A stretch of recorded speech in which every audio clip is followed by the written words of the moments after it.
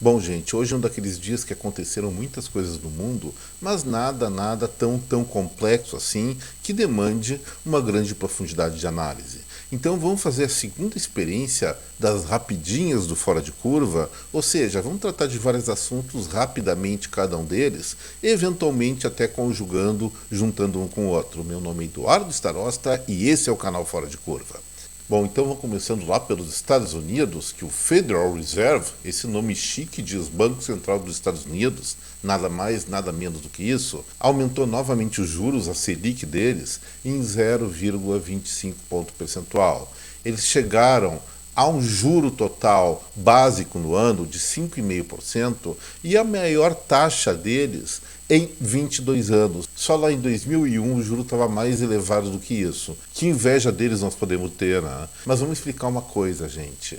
Desde 2001, quando começou uma sequência de queda de juros nos Estados Unidos, a economia norte-americana e a economia global passaram por uma série de fatores que não permitiram taxas de juros mais altas. Elas se mantiveram artificialmente reduzidas. Naquele momento, logo na inauguração desse milênio, aconteceu a tal da crise das .com, a primeira crise das .com. Existiam empresas fortes como Yahoo, América Online, Alta Vista, se não me engano, também dessa época, que eram grandes promessas de valorização e de lucros, especialmente no mercado de ações. Mas só que a promessa ela vai sendo adiada até que chega um ponto em que as pessoas param de acreditar nela. E quando pararam de acreditar, o que aconteceu?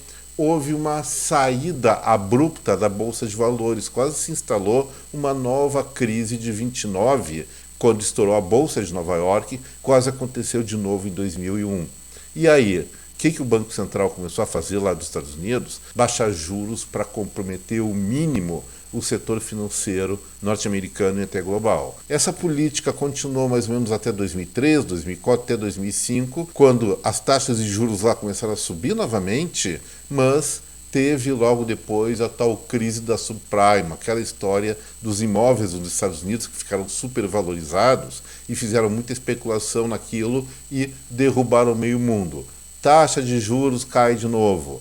Nova recuperação somente lá em 2017, 2018. Mas chegou a pandemia, tiveram que derrubar tudo de novo. A partir de 2022, eles começaram um novo ciclo de alta para estabelecer, sim, uma taxa de juros histórica. 5,5% nos Estados Unidos é a mais baixa, é verdade, em 22 anos, mas não dentro dos padrões históricos norte-americanos. Diríamos que é uma posição razoável para as pessoas que resolvem poupar seu dinheirinho. Mas isso nos atinge? Claro que atinge. Na medida em que nós temos a expectativa de queda de juros aqui da nossa Selic, a Selic verdadeira, aqui no Brasil, de 13,75% para 13,5% ou 13,25%, como que é nesse momento a ministra do Planejamento, Simone Tebet, essa derrubada de juros nos Estados Unidos começa a competir com o juro brasileiro, na medida em que lá é o mercado financeiro mais seguro do mundo. As pessoas com 5,5%, uma inflação bem abaixo disso, podem achar conveniente investir em títulos do Tesouro norte-americano por lá, com uma remuneração evidentemente menor que a brasileira, mas muito mais segura. E isso faz com que, mesmo que a nossa inflação permaneça baixíssima, temos um competidor forte pela preferência do dinheiro das pessoas. Vamos lembrar, muitas das aplicações financeiras aqui no Brasil vêm do exterior e eles estão de olho no mundo inteiro e os Estados Unidos se tornaram um pouquinho mais atrativos e isso pode ser um fator contra a eventual queda da taxa Selic aqui em agosto. Eu ainda acho que pela pressão vai cair 0,25 ponto percentual, mas começo a pensar também que Roberto Campos Neto, olhando outros indicadores que nós já tratamos essa semana mesmo no Fora de Curva, talvez segure a onda mais um pouquinho, gere mais revolta do governo federal contra a figura pessoal dele, porque ele pode vir a querer manter, junto com o Conselho de Política Monetária, quase todos os votos, menos um que foi indicado pelo presidente da República há algumas semanas para a diretoria do Bacen, mas por maioria, por esmagadora maioria, pode ser que a Selic seja mantida a 13,75%. É bom? Não, não é bom. Mas, se nós descuidarmos dos juros nesse momento em que o governo federal está pisando fundo no acelerador dos gastos públicos, o pior pode vir depois, que é a aceleração inflacionária. E agora, saindo da economia para novidades científicas, na Austrália, uns maluquete lá conseguiram ou estão conseguindo desenvolver o implante de células do cérebro humano em chips de silício. O que significa isso? A criação de um processo de inteligência artificial misturando programação com biologia. E, segundo eles, esse é um tipo de inteligência artificial diferente dos atuais, porque ele pode aprender por experiências próprias.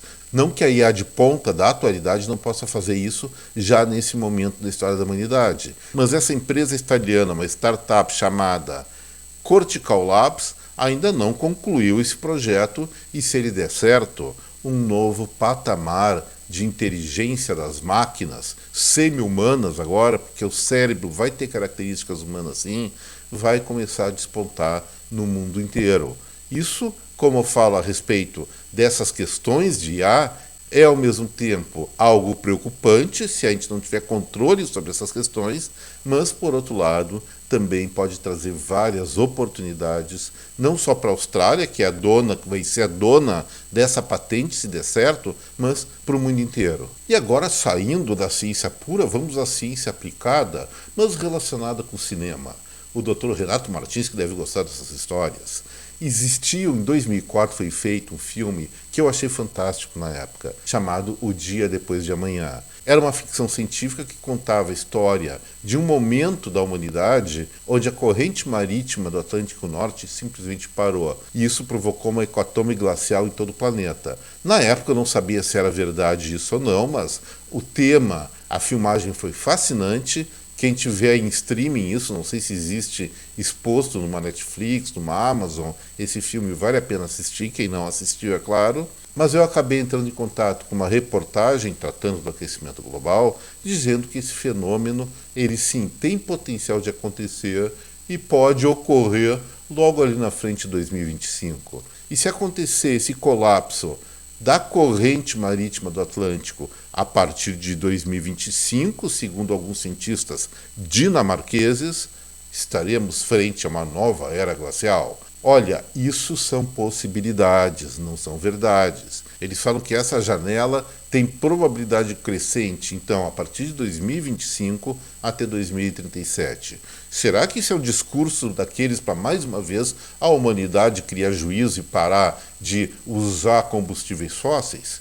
Talvez sim, talvez não. Eu não tenho propriedade ainda para discutir sobre esse assunto. Mas a verdade é que isso é um fato que nós devemos, sim, relevar algum grau de importância a essa possibilidade. Imagina grande parte do mundo todo congelado. Acabou os verões? Talvez aqui no Brasil não, especialmente mais para o norte do país, que está mais equatorial. Mas um resfriamento súbito da crosta terrestre pode causar muitas e muitas mudanças, não só na humanidade, mas em todo o reino animal e vegetal. Será que nós, seres humanos, teríamos condições de nos adaptar de uma maneira legal a essa nova realidade? Num outro momento da história, há milênios atrás, há dezenas de milênios atrás, nós, humanos, vivemos sim uma era do gelo e sobrevivemos a ela. Espero que sobrevivamos a essa que, se não acontecer em 30, 35 anos, deve acontecer em um momento futuro, porque a Terra é um corpo vivo, segundo alguns conceitos, muito dinâmico. Então, se existem aquecimentos globais agora, vai existir esfriamento lá na frente, e a Terra sempre foi predominantemente mais gelada do que o calorzinho que estamos curtindo nesses momentos do século XXI. E uma advertência também rápida, especialmente para a agricultura, o milho continua caindo de preço. E agora, segundo o Instituto Mato Grossense de Economia Agrícola, o IMEA, o preço desse cereal ele está R$ 10 abaixo do mínimo para cobrir, simplesmente cobrir, não estamos falando de lucro nenhum, só cobrir os custos da safra 2023-2024. O lado bom disso é que impacta negativamente na inflação, mais uma pressão para os preços, ou o conjunto dos preços do IPCA e outros indicadores inflacionários se manterem dentro de patamares desejáveis na questão econômica. Só que isso gera o quê? Se o custo de produção é maior do que o preço, Evidentemente, quem plantou milho esse ano, ou ano passado e colheu nesse ano, está no prejuízo. E isso aconteceu em centenas de milhares de propriedades rurais espalhadas pelos milhares de municípios do Brasil, que vão amargar prejuízo nessa cultura. Talvez a mesma coisa aconteça com a soja, e isso deve significar um pior desempenho do produto interno agrícola do Brasil, que vem garantindo o crescimento da nossa economia nos últimos anos. É preocupante essa informação. E depois, a última informação não é tão preocupante para a gente, mas é interessante para a gente. Eu vou contar logo depois de vocês deixarem seu clique no like, quem não é inscrito se inscrever no canal e pensarem seriamente que ao final dessa película, tanta informação junta assim merece ser distribuída para sua rede de contatos compartilhada. Mas vamos para o assunto final do Fora de Curva então, gente. Nós sabemos, já comentamos sobre isso, que o governo federal está numa encrenca braba. A arrecadação de impostos vem caindo e eles estão gastando cada vez mais, gerando um aumento do déficit público, que é um dos principais fatores geradores da inflação no futuro. Aí, qual é a reação do governo federal? Não é diminuir gastos, e sim aumentar a receita. Aí estão procurando várias formas, várias fontes tributárias. Uma delas é o tal do Fundo dos Super Ricos, que são aplicações financeiras individuais com maiores montantes de dinheiro, e quanto mais o tempo passa, menor a incidência tributária sobre essa grana. Agora eles querem cobrar impostos sobre isso. E vão pensar direito, gente. Esse dinheiro já pagou imposto no momento que ele foi extraído de um processo produtivo a título de lucro. Explicando melhor, a empresa fecha seu balanço, paga os impostos sobre o lucro e distribui o que sobra em dividendos para os seus sócios, para os seus acionistas. E aí, o governo federal ele tem a intenção de cobrar de novo imposto sobre o lucro do lucro. Isso não tem coerência. Mas o que acontece numa situação dessas? Os ricaços do Brasil vão aceitar, baixar a cabeça?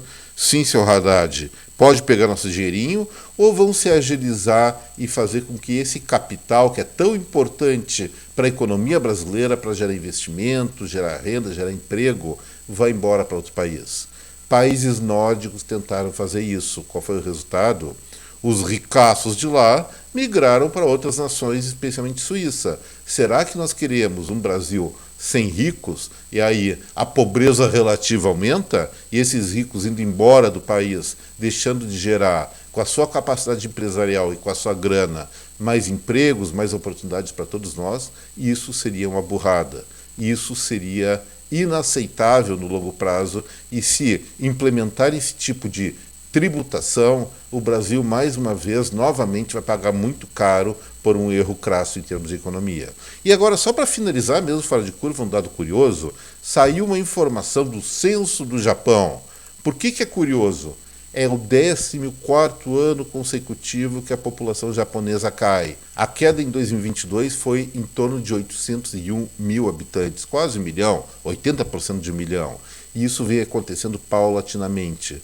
O risco é que uma sociedade dessas, uma civilização dessas que gerou muitas coisas brilhantes, pode estar em vias de sofrer um grande colapso, porque as pessoas mais velhas vão perdendo a capacidade de gerar seus descendentes. E com uma queda tão seguida populacional nesse sentido, essa probabilidade de colapso torna-se muito maior. Talvez a solução deles venha não do próprio Japão, mas da China, que está desenvolvendo, parece que está em fase muito avançada, sistemas para geração de vida humana fora do útero. Aí vai ficar fácil recuperar a população, mas perdeu a graça de reproduzir a humanidade, concordam comigo? Gente, por hoje era isso, espero que você tenha gostado dos assuntos que nós abordamos no vídeo de hoje, e se gostaram, de novo, não esqueça do like, pelo menos, inscrição no canal também são muito bem-vindas. Pessoal, um forte abraço a cada um de vocês, até breve, tchau, gente.